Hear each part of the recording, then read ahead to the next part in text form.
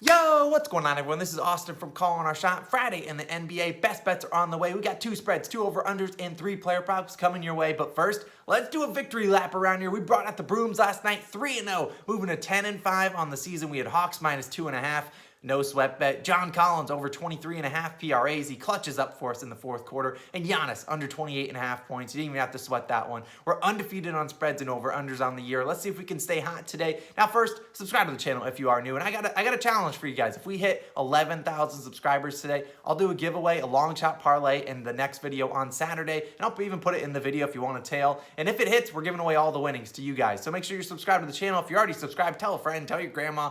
Smash that like button too. We appreciate all your guys' support. You guys have been killing it. So click that subscribe button, click that like button. Let's get into it. It's Friday. Let's start off the weekend making some money. We're starting with the Jazz, minus 5.5, taking on in Sacramento, taking on the Kings, minus 110, BetMGM. Now the Jazz coming off an impressive victory. It goes against the Thunder, so as impressive as one can say, but they helped us cash that team total under. Thank you for that, Jazz. Now you look at the Kings team. Congrats. You got a great win against the Portland Trail Blazers, scoring 124 points. They left Harrison Barnes wide open. And here's a stat for you, though. The Kings, at home, their last season, 13, 22, and 1 against the spread, the third worst in the entire NBA. And the Jazz also dominated them in their matchups. Now you look at it last season, they played 3 times. Here are the final scores. 128 to 112 Jazz, 154 to 105 Jazz. No, that's not a typo of a score. They scored 154 points, and then 121 to 99. They won all 3 matchups by 15 or more points. 2 of those matchups coming in Sacramento, where they are today. If you look at it over the last 14 matchups, so stretching it back even further, Jazz have won 12 of those 14,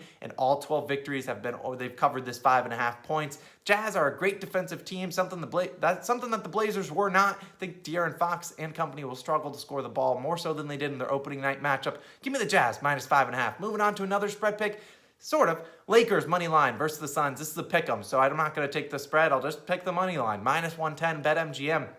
Now, both of these two teams did not look good opening night. Obviously, you had the Lakers losing the Warriors. Russell Westbrook didn't look too good, but he'll be better. I promise you that. Now, you look at the Suns. They lost to the Denver Nuggets, and they were at home.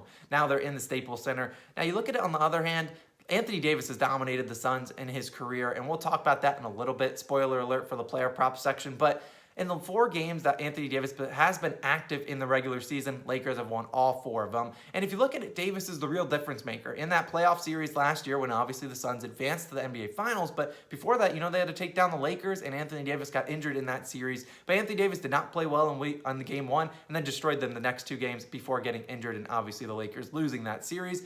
For what it's worth, the Lakers the last 2 seasons have started the season with a loss and then won the next game, as well as a couple after that. So I'm going to take the Lakers in this one, take their money line. They're at home. I think they'll get a win tonight. Moving on to some over-unders, taking the Raptors, taking their team total under 106.5 points, minus 115 on BetMGM. Now, on Wednesday, we took the Thunder's team total under, and they scored 86 points, which is absolutely terrible. But they weren't the lowest scoring team on that night. Who was that? The Toronto Raptors, who managed just 83 points against the Washington Wizards. Today they take on a Celtics team anchored by Robert Williams, very similar to that Wizards team they played anchored by Daniel Gafford. Now, I just have no faith in the Raptors to score points. I mean, I like Fred VanVleet, but in OJ Anunoby, will they shoot better? Well, sure, they better shoot better. They shot 8 for 37 last game. But that's the thing. This Raptors team does not have a lot of shot creators, not a lot of playmakers. They have VanVleet and aging Dragic. But outside of that, they don't really have guys that can create their own shot. Anunoby, never done that before, as you can see by him struggling in game 1.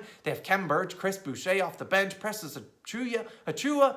Yeah, you get the point. I think the Raptors will struggle. They've gone under this in 4 of their last 7 matchups versus the Boston Celtics, and that was with Lowry and Siakam. Lowry obviously now in Miami Heat. Siakam should be out again today. They have much less offensive firepower, so I think they try to win games with their defense and their length with Scotty Barnes and company. Take their team total under, playable to 104.5, depending on if the line moves. Moving on to another over-under, Pacers-Wizards. I'm taking it over 227.5 points, minus 110 on DraftKings. Now, if you bet the NBA last season, you remember these matchups because there was borderline all-star games. Here were their 3 scores last season: 132 to 133, 141 to 154, 124 to 132. Yeah, you get the point. They were all-star games, and while I don't expect that high scoring of a game this season, I still think it's possible. Last season, when the Pacers were on the road, which is where they are today, on the road in Washington, they cashed the over 69% of the time, 25, 11, and 1, by far the best in the NBA. Now the Wizards, they have a decent amount of firepower. You know, they didn't shoot well in their opening night matchup, but at home last season, they cashed the over 53% of the time,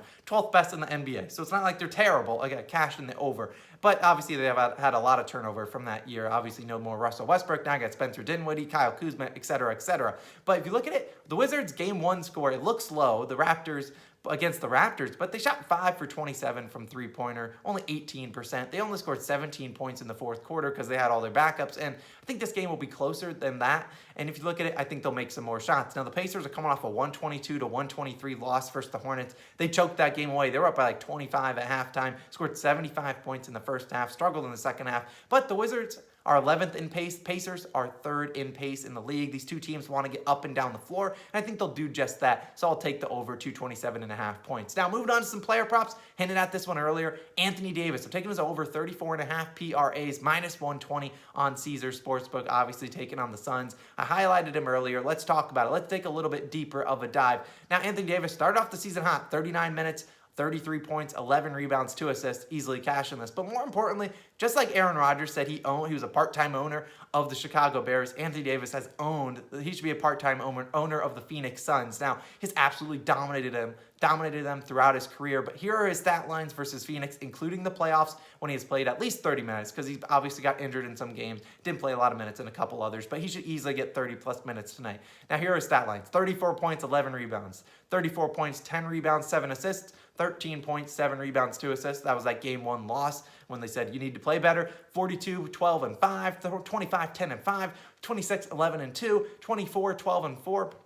Cashing the over easily in all of those games. Now, that is all as an LA Laker, but even better, he has scored 53 points, the second most in his career, against the Phoenix Suns back in 2018. I don't know what it is what he has against the Phoenix Suns, but they make him angry and he gets fired up. So I don't think DeAndre Ayton can guard him all too much. And you look at this guy, he should be averaging 10 to 12 rebounds a game, given that they're basically going to play him at center for the majority of the time. I don't care if DeAndre Jordan is out there. He should average 10 to 12 rebounds a night and a 26, 27 point per game scorer. He's the lead. He should be the leading scorer on this team most of the night. So I'll take him, and I think this line's way off. So I'm in. Now, another guy I'm taking a PRA over, Christian Wood, over 32.5 PRAs, minus 104 on FanDuel, taking on the Oklahoma City Thunder. Now, if you're an OG, you know I love me some Christian Wood, and he's been absolutely insane, and I think he's very underrated, and that's why I love him. Now, if you look at it, the Rockets, they're starting him at center, and this is a great matchup. This is two teams that are not very good, and the over-under is pretty high. Now, the Rockets just got blown out in game 1, but what I liked was that Christian Wood still played 32 minutes, despite being down 25-plus points the whole game.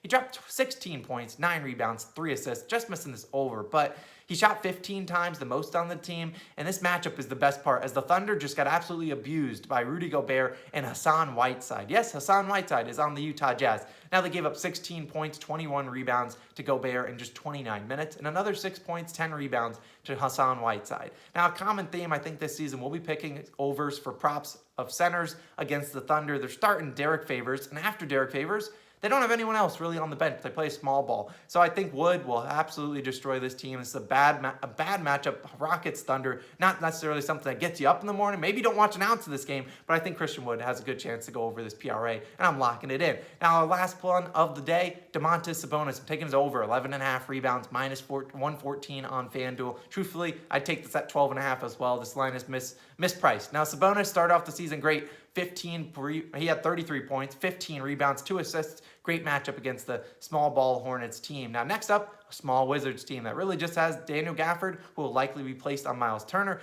He might see a lot of Kyle Kuzma today, so if you want to pick his PRA over, I don't mind that either. But I'll just put it down just to rebounds, because if you look at it, the Wizards team gave up a lot of rebounds in their opening night matchup versus the Raptors. They gave up 10 to OG Anunoby, 9 to Scotty Barnes, 9 to Kem Birch off the bench, even 7 to Precious Achiuwa, who only played 18 minutes. The rebounds will flow to the big men. If you look at it, Sabonis averaged 13 rebounds per 36 minutes over the preseason, and that's more than we need today, and he's playing 36 to 40 minutes a night. Also, he's hit this over in 4 of his past 5 matchups versus Washington. Like I said, take the over. If the line moves to 12.5, I still like it there. I'd still hammer it. Now, that'll wrap up today's NBA slate. Let me know your favorite bet down below. Click that subscribe button, click that like button, put a couple other videos for NFL best bets, because we're cranking out the content here. Let's have a great Friday. See you guys again tomorrow. If we hit 11,000 subscribers, I'll get that long shot parlay to you guys. Peace!